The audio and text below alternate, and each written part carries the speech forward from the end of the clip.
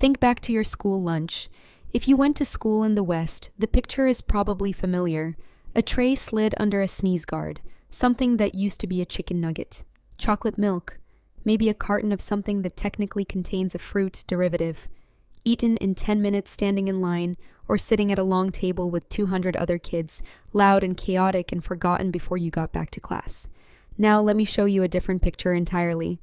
A Japanese elementary school classroom around noon.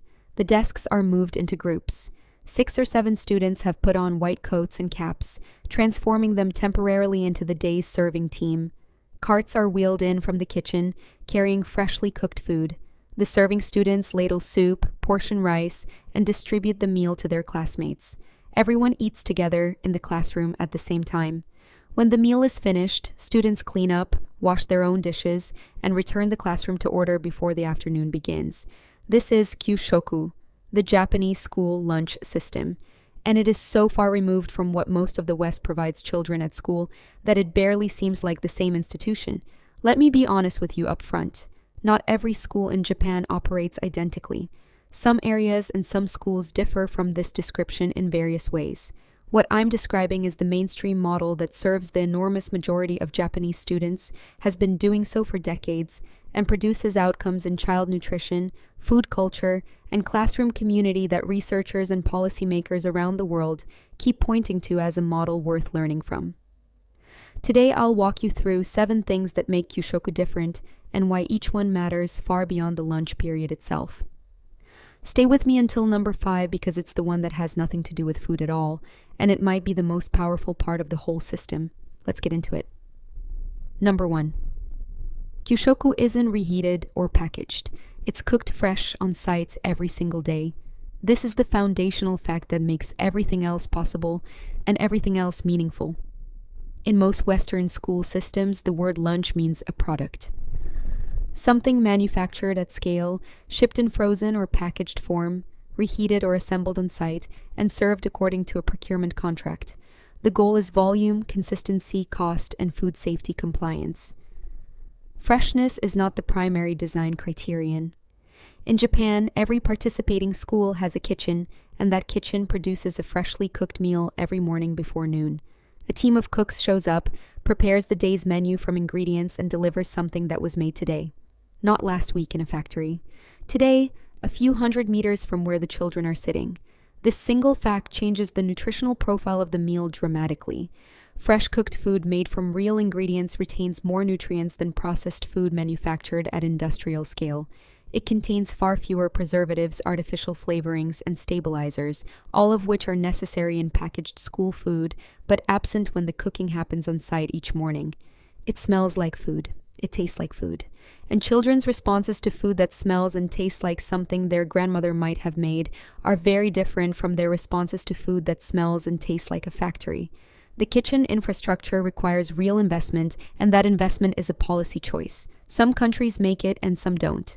Japan made it consistently at national scale for decades. Here's the shift. Think about the gap between freshly cooked and reheated packaged food, not just for your children, but for yourself, for what you eat at your desk or grab from a vending machine. Fresh is not a luxury category. It is simply food doing what food is supposed to do. Number 2. Every school lunch in Japan is designed by a qualified nutritionist, not chosen from a supplier catalog. This is the other foundational structural difference. In Japan, licensed school nutritionists, called eiyokyoshi, are required components of the Kyushoku system. Their job is to design menus that meet specific nutritional standards, balanced across the macronutrients and micronutrients developing children actually need, within the constraints of budget, season, and what can be freshly cooked in the school's kitchen. The nutritional standards for Kyushoku are set nationally and updated regularly. They specify not just calories but the balance of protein, fat, carbohydrates, calcium, iron, and other key nutrients. The eiyokyoshi designs within those standards, adjusts for seasonal ingredient availability, and considers variety across the week and month so that children are exposed to a wide range of foods and flavors over time. Compare that to a system where the menu is effectively determined by which supplier wins the contract at the lowest price point per tray, and nutritional adequacy is measured only at the level of minimum regulatory compliance. The design intention is completely different. One system starts with what children need and works backward to how to provide it. The other starts with what's available at scale and checks it against minimum standards. The results of this design difference show up in what's actually on the tray. Kyushoku typically includes multiple food groups, a clear protein source, vegetables, rice or bread, soup, milk, and sometimes a small amount of fruit. The balance is not accidental. It's designed by someone whose professional responsibility is exactly this. Here's the shift. Start thinking about the nutritional design of your own meals the way a professional would. Not just whether it tastes good or fits your schedule, but whether it covers the full range of what your body needs across the day. Intentional design produces better outcomes than default convenience every time. Number 3, the lunch is served not by cafeteria staff but by the students themselves, rotating through the responsibility on a regular schedule. This is the element that most surprises people encountering Kyushoku for the first time, and it's one of the most important. The students who serve the meal on any given day have put on white coats and hats, carried the food from the cart to the desks, ladled out the portions, and made sure everyone has what they need before sitting down themselves. The rotation means every student takes this role regularly throughout the school year, not as a punishment, not as a voluntary activity for the enthusiastic ones, but as a shared responsibility that everyone takes in turn. And in doing so, every student learns directly, practically, what it takes to prepare and distribute a meal for a group of people. They learn portion management, the physical reality of food service, care for the people they're serving, and responsibility to the group. Food service is work, and children who serve their own lunch develop an understanding of that work from the inside. They are more careful about wasting food that they know took effort to portion. They are more considerate of the people doing the serving because they have done it themselves. The meal carries a human connection because the hands that place the bowl in front of you were classmates' hands, not anonymous ones. This also builds something broader, taking turns at a shared responsibility, contributing to the functioning of the group, and not exempting yourself from the unglamorous work because it's someone else's job, are social and civic values with applications far beyond school lunch. Here's the shift. Give children in your life real responsibility for family meals, not token help with the easy bits, real participation in preparing, serving, and cleaning up. What they learn from that participation accumulates into understanding and respect that a lifetime of being served at the table cannot produce. Number 4, there is no menu choice in Kyushoku. Everyone in the class eats what was cooked that day. This is the element that sounds restrictive to Western ears and turns out to be one of the most consequential parts of the system. In most Western school lunch programs, there's a menu board, there's a choice, there are options. Students select what they want. Picky eaters can always find something safe. The child who doesn't like vegetables can simply not select vegetables. In Kyushoku, the menu is the menu. There's one meal that day. Everyone eats it. If you don't like something, you're expected to try it anyway, and you eat at least some of it. The expectations around tasting and finishing the meal vary by classroom and teacher, and there's real nuance around children with genuine dietary restrictions or allergies, which the system accommodates carefully. But the baseline is shared food, shared experience, and no opt-out for ordinary pickiness. The effect on the development of children's palates over years of this system is measurable. Japanese children grow up eating a genuinely wide variety of foods because they were not permitted to self-select their way into a narrow comfort zone of 5 acceptable items. Exposure, repeated and expected, is how children's food preferences develop. Avoid the exposure and the preference never forms. The shared meal also builds community in ways that a cafeteria free-for-all cannot. Eating the same food, at the same time, in the same space, is one of the most ancient and consistent human bonding rituals. Kyushoku is structured community bonding, disguised as lunch. Here's the shift. Reduce the number of separate meals you prepare for different preferences at home. A shared meal, expected of everyone with the understanding that everyone tries everything, is an investment in expanding taste and in building the daily experience of eating together as a real shared act. Number 5. This is the one that has nothing to do with food, and it might be the most important part of the entire system. When the meal is finished, the serving team collects the dishes. Students sort the waste, rinse their own bowls, stack the trays, return the equipment to the carts, and clean the classroom. The entire process from cart arrival to classroom restored is handled by the students themselves without adult direction as a matter of daily routine. This is a direct, daily exercise in community responsibility. The space you used, you restore. The mess generated by your shared activity is handled by the group that generated it, not passed off to someone else. Every student learns, in the most concrete possible way, that their presence in a shared space comes with responsibility for that space. The downstream effects of this practice are visible everywhere in Japanese public life. The famous cleanliness of Japanese public spaces, train stations where thousands of people pass through every hour, and the platform remains clean, parks, public restrooms, shared spaces of all kinds, is not the result of an enormous cleaning industry. It's the result of a population that was taught early and repeatedly that shared spaces are everyone's responsibility and not someone else's problem. That lesson began at the lunch table at age 6, and it never entirely left. Here's the shift. Apply the leave it as you found it standard, or better, not just in your home but in every shared space you use. Teach it to your children as a non-negotiable, not as a suggestion.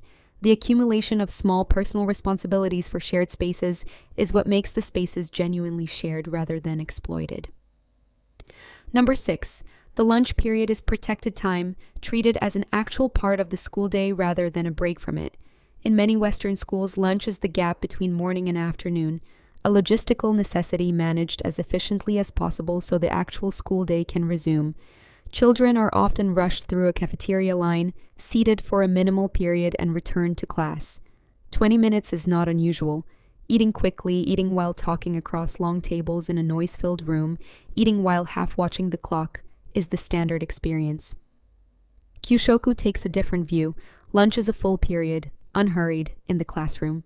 Students set up, eat, and clean up together, and the pace of the meal reflects the belief that eating together properly is worth the time it takes. Children eat slowly enough to actually taste the food. They talk in normal voices because they're at small group tables rather than shouting across a cafeteria. The teacher eats with them, modeling the shared meal as something an adult also participates in and values. The result is that children develop a relationship with mealtime as a social and cultural experience, not just a caloric transaction. They learn to sit with food, to converse during eating, to taste rather than just consume. These habits, formed during thousands of school lunches, shape how they eat for the rest of their lives. Here's the shift. Make at least one daily meal long enough to actually be a meal. Sit down, eat slowly, talk. Not over phones, not in front of a screen, not in a rush. Give eating the time it deserves and notice how differently you feel both during and after the meal. Number 7. The cumulative effect of 12 years of Kyushoku is a food education that never formally called itself one. Children who go through the Kyushoku system eat freshly cooked, nutritionally balanced, varied food every school day from around age 6 through the end of middle school. They eat it alongside their classmates, served by their classmates, in the space they also learn in. They participate in preparing, distributing, and cleaning up. They eat what's on the menu rather than selecting into a narrow comfort zone. They do this roughly 200 times a year for 9 years. The cumulative effect of that exposure, participation, and expectation is a food culture absorbed through direct experience rather than taught didactically. They don't know why they like miso soup. They just grew up eating it every school day. They don't know why they eat slowly. The school lunch period simply always had a pace. They don't know why they feel responsible for shared spaces. That responsibility was just part of lunch since the beginning. This is one of the most powerful educational principles available. You can teach values through structure rather than instruction. The Kyushoku system teaches nutrition, community responsibility, food culture, and respect for shared labor without a single lecture about any of those things. The structure of the meal does the teaching. The daily repetition over 9 years makes the lesson permanent. Here's the shift. Think about what the daily, repeated structures of your own life are quietly teaching you or your children, not what you intend to teach, but what the structure of the day actually reinforces through repetition. Intention matters less than practice, and practice repeated daily for years shapes values more reliably than anything you could simply decide to believe. 7 elements, and they all point toward the same underlying idea. A meal is never just food. A meal is time, community, responsibility, culture, and education all happening together in the same 45 minutes. Kyushoku works not because any single element of it is miraculous.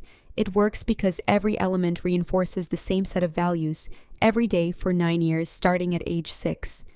Fresh food made with care, nutrition designed intentionally, shared responsibility for serving, a single shared menu that builds a broad palate, personal responsibility for the shared space, unhurried eating in a social setting, and the slow, cumulative building of a food culture that becomes part of who you are. That principle applies not just to children and school systems, it applies to every meal you eat right now. Every meal, wherever you eat it and whatever it consists of, quietly shapes your relationship with food and the people around you. Most of us allow that shaping to happen by default, driven by habit and convenience, rather than deliberate choice. Kyushoku is a reminder that meals can be designed, and that design matters more than we currently treat it as doing. What can you actually do with this today? One practice. Choose one meal today, dinner if you can manage it, and make it fully shared from beginning to end. The same food for everyone at the table. No separate orders, no different versions for different preferences. Cook or prepare it together with whoever is there, even if their contribution is small. Set the table deliberately, not just dropping things in front of people. Sit down together, eat without screens in front of anyone, talk to each other like people who are actually present, and clean up together when it's finished. One meal, all the way through, from preparation to the last dish put away, as a single shared act. Notice how that meal feels qualitatively different from the ones that just happen around each other without anyone truly sharing them. The difference isn't the food might be identical. The difference is the structure and the intentionality, the fact that everyone present participated in producing it, sharing it, and restoring the space afterward. That structure is what Kyushoku delivers, scaled to a national system, applied to millions of children simultaneously for 9 years each. You don't have a school dietitian designing your family meals, and your dining room probably can't rotate serving responsibilities on a formal schedule. But you can take the principles and apply them at whatever scale is available to you, fresh over packaged where you have the choice, variety over convenience where it's realistic. Everyone participates rather than one person doing everything while others wait. The table is where you eat together, not where you happen to be at the same time, and shared responsibility for cleanup isn't optional for anyone at the table old enough to help. Do it tomorrow as well, and the day after. The daily repetition is what makes a meal something more than calories, and what makes a family table something more than a surface everyone uses. I'll see you in the next one.